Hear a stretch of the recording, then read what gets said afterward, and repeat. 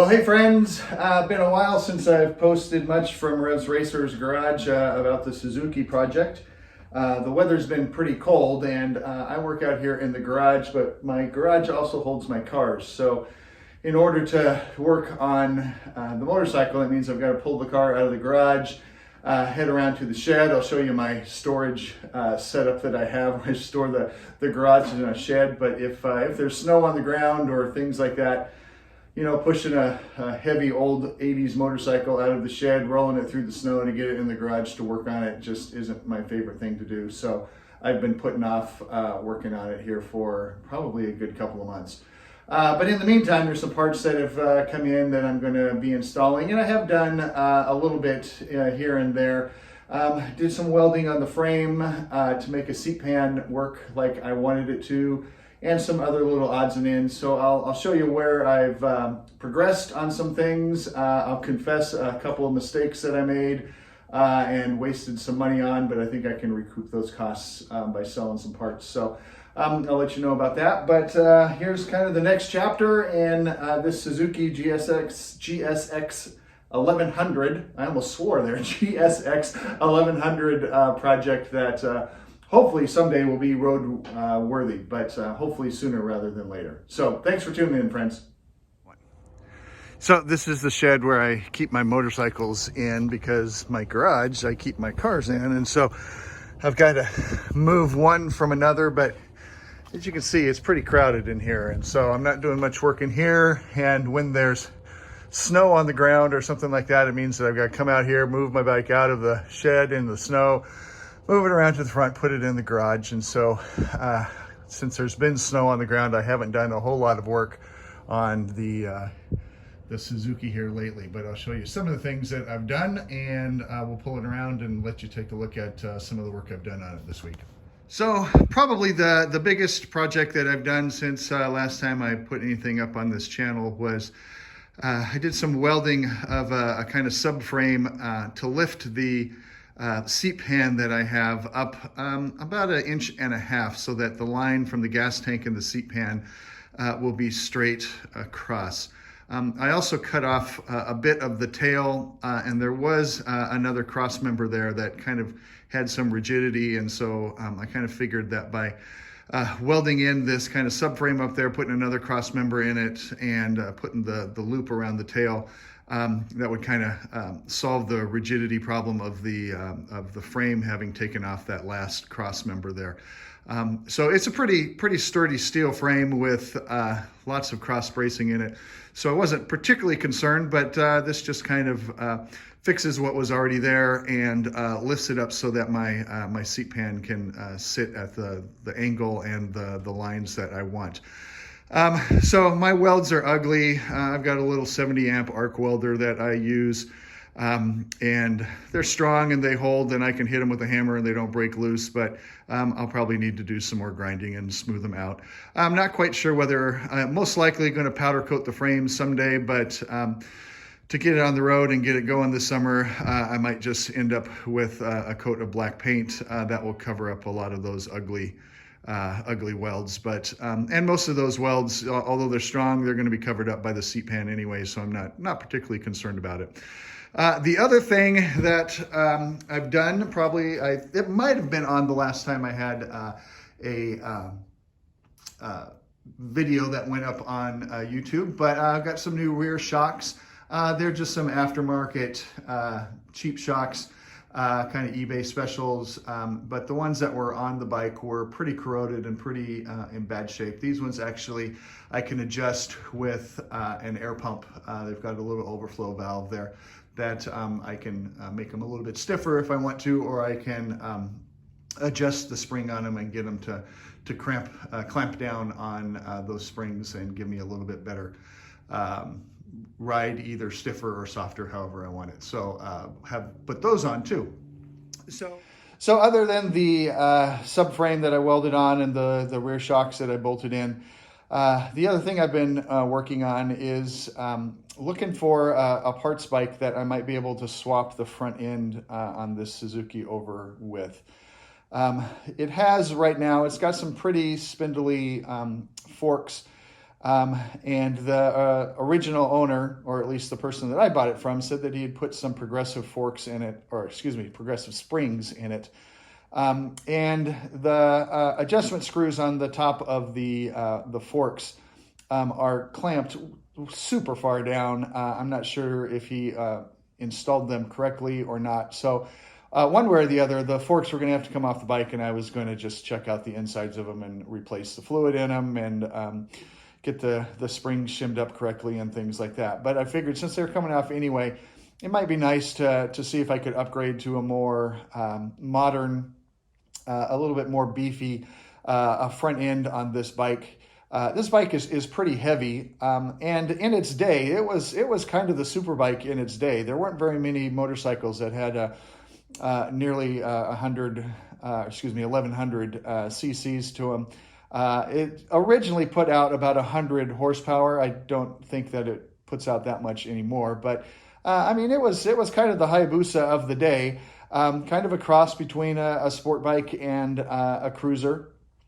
So the forks were built to handle that, but for modern standards, there's certainly some more modern forks that I was going to see if I could get some custom bearings or get some bearings from All Balls and see if I could swap over a front end. So anyway, with that being said, I came across on Craigslist a 2007 Katana 750 that I thought, hey, maybe I can swap that front end over. And it was only $150. It was pretty smashed up and in disrepair. The frame was a mess, but the forks were straight and certainly rusted out and needed to be rebuilt. But for I couldn't buy forks for $150 off eBay or even the wheel or the brake rotor or any of that stuff. So I figured it was worth the risk.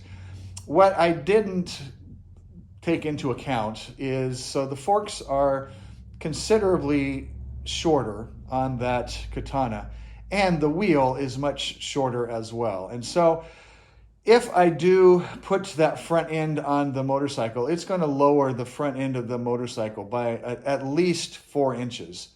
And I'm not sure that I want to lower the front of the bike. I'm going to mock it up, and I'll show you the video when I do it. But I'll just kind of put it in and bolt it in loosely just to see what the angle is. But I don't want to mess the geometry of this motorcycle up by 4 inches and have the rake of that front end be totally different with that much of a change. And I was considering the length of the shock and thought that the adjustment there I could kind of make up for, but I didn't figure in the size of the wheel. And the wheel on this bike is considerably a larger diameter than the wheel on that Katana, and so that was going to certainly lower the front end. Now, if I can put the smaller rear wheel from the Katana on this bike, I believe that it is narrow enough that it will actually fit in the frame. But getting the brake rotors and things like that shimmed and correct might not be possible. The Katana is a monoshock on the rear, and of course this bike has dual shocks on it. The other option is that I could weld up a cross member and make this a monoshock bike, but I don't know that I want to get that involved with it. So I'll be figuring out those two wheels and the front suspension. It may be that I just keep this front suspension on it, rebuild it, make sure it's all functioning like it's supposed to. This front end suspension also has a pneumatic adjustment on it.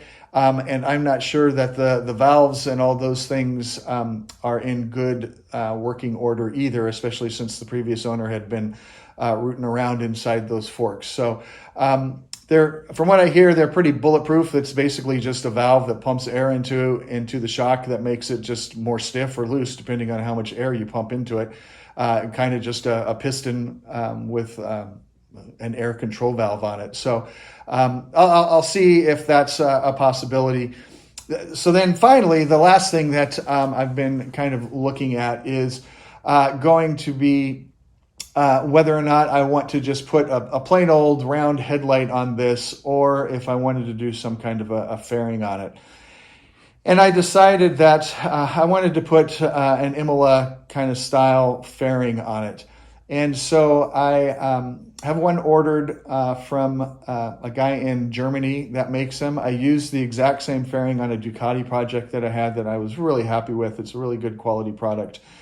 And I think I'll show you a picture of it here in the video. But I went ahead and ordered that, which means that I'm going to need to fabricate a fairing stay out of maybe, you know, some 1/4 inch steel rod, or maybe even just some rebar that I'll paint over black, since it's going to be hidden behind the fairing anyway. But so that's just another project, another challenge that I'll need to figure out and fabricate. But that's part of the fun of building bikes like this, is you just decide what you want them to look like and how you want to make them work, and then you figure out the problem and you just build it as you go. And so I'll be figuring out that fairing stay, how to get it clamped to the front. I think I've got a plan for that.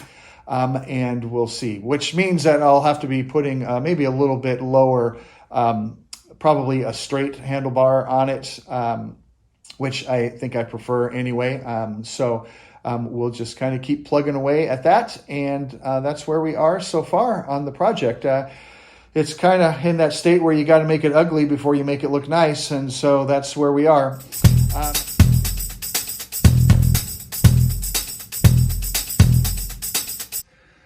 So here's one of the tricks that a motorcycle builder in Vancouver taught me about, that if you need just some kind of a platform to mount something to, whether it's maybe the bottom of a battery box, or maybe something to connect a regulator rectifier to, or like this bike, I'm going to be putting an M unit on and I'm going to need to mount that to something. One of the simple ways and kind of tricky ways to put a platform on a motorcycle that's pretty lightweight and able to be pretty secure to mount things to is to use just good old vinyl cutting boards. You can get these, if you're lucky, you can find them at Goodwill that people have thrown away, and you can buy them for $1 a piece. Or if you want to go to a discount shop, I think I bought this one, was less than $5. But the nice thing about this is that it's very strong, and it's very easy to cut with just a plain old saw, either a hacksaw, or if you want to use a jigsaw, you can cut it into all kinds of shapes. You can drill holes in it. It holds a screw very well. You can drill a hole through it, put a bolt through it, and bolt it down. It won't snap, and it won't deform too much. And it's pretty strong. It's waterproof. And so you can paint it after you're done. What I usually do when I use this kind of material is I put some kind of just cheap undercoating, you know, the kind of stuff that you'd spray in the wheel well of a truck. Put a big coat of that undercoating on it, and then I can just spray it with a rattle can of flat back black paint, and it just kind of disappears. But on this bike, I'll be enclosing this frame hoop on the back with a sheet of this, and I'm actually going to mount my lithium battery under the tail on this piece of cutting board, and put some rubberized undercoating on it just to kind of keep it additionally leak-proof and waterproof from any spray that comes up from the wheel.